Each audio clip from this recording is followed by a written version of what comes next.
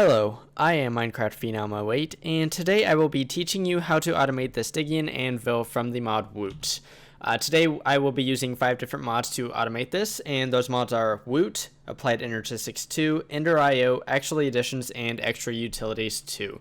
So first off, how you normally use the Stygian Iron Anvil is you place down a magma block, you put the Stygian Iron Anvil above it, you go ahead and place a die on top of it, which I did right there, and then we go ahead and toss, actually let's look at a recipe first. For this particular recipe, using the plate die, we toss a Stygian iron ingot on there, and then we swing the hammer and get a Stygian iron plate. So let's do that real fast. So just drop that down, get out my hammer, and right click it, and boom, we have the plate. But this can all be automated. So let's pick this up and let's get to it. I have an area set up over here, so let's run over here and dip down. So what I'm gonna do first is let's go ahead and place down the magma block where it needs to go, and that is right here. This block right here is actually a vacuum chest from the mod Ender.io, and it is painted to look like stone, so it fits in with the aesthetic of my basement here. We're gonna put the Stygian Iron Anvil on top of the magma block once again. Let's go ahead and place down a die on this. I have a different die on this one over here, and this one is already actually set up.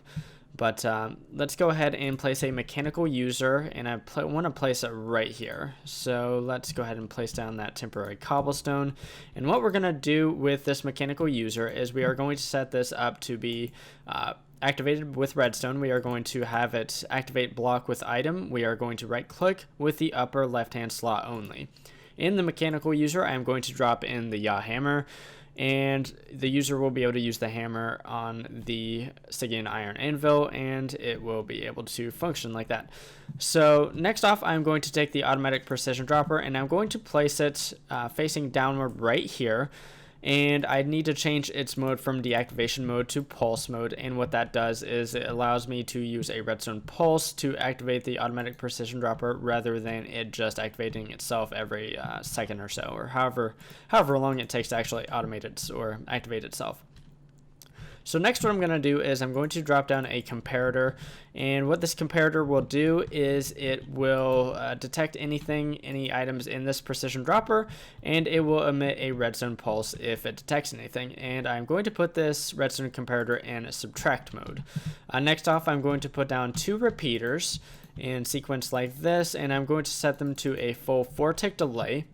And then I'm going to be using redstone conduit from the mod Ender.io right here to connect this up. I'm going to set this to be input on the color green, and then I need to whip out my Yeta wrench to adjust some of this redstone conduit that I already have down. So right here I am going to, actually I need to set it right here. Let's get rid of this one real fast. I need this to be output on green, and I do need it to be a strong signal. And then one last thing is right here, I think, and I actually disconnected something that I need to reconnect, but I need this to be output on green as well. And let's see, I do not want that to be a strong signal. And then let's go ahead and see if I can't reconnect that. Yes, okay. So that should all be connected up there. Let's go ahead and go down here. So basically what's going to be happening right here is the redstone comparator will detect anything that's in this dropper. It will send a redstone signal that goes back to the dropper and activates the dropper, because as you know, the redstone dropper is now, or the automatic precision dropper rather, is activated with a redstone pulse.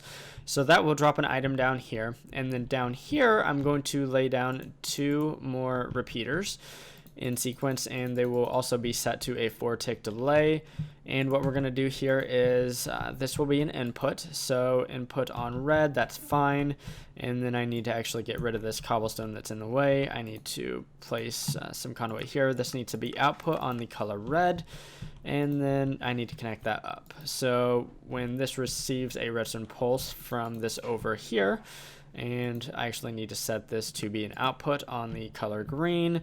It should give a redstone pulse after a short delay to my mechanical user, and it will activate the yaw hammer. So that's the theory anyways. So let's come up here and let's actually grab some Stygian iron ingots and let's drop them in. What should happen anytime I put anything in this precision dropper is it should drop it after a short delay, and then shortly thereafter it should swing the yaw hammer and activate it. So let's go ahead and place in 3 items. Should go ahead and drop it, and as we can see, we have one of these plates here and we have all 3. Boom. So the last thing I need to do is I need to configure my vacuum chest to only suck up particular items, and I already have a filter in it. I'm probably going to need something bigger than a basic item filter, but I have already done the nether star shard rather, and the diamond shard. Now I'm going to go ahead and let it also suck up the Stygian iron plates.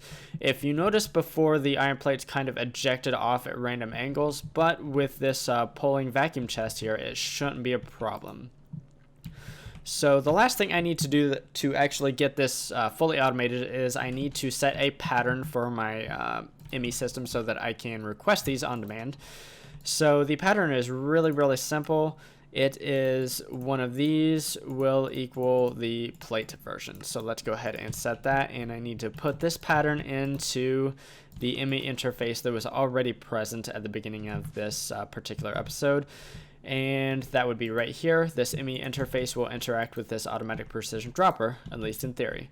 So what I should be able to do is I should be able to request these plates, and let's go ahead and request 10 of them, and it should start making them pretty quickly. And as you can see, that vacuum chest down here does a very good job of pulling the items rather than being ejected off into over here. For example, they are pulled over here, and it looks like everything is going pretty well. I also have this vacuum chest set up with an import bus to my ME system so that all the items pulled into the vacuum chest are then imported into my system. And as we can see, the crafting is done. So that is how you automate the usage of the Stygian Anvil from the mod Woot. If you feel like you learned something today, definitely feel free to drop a like down below.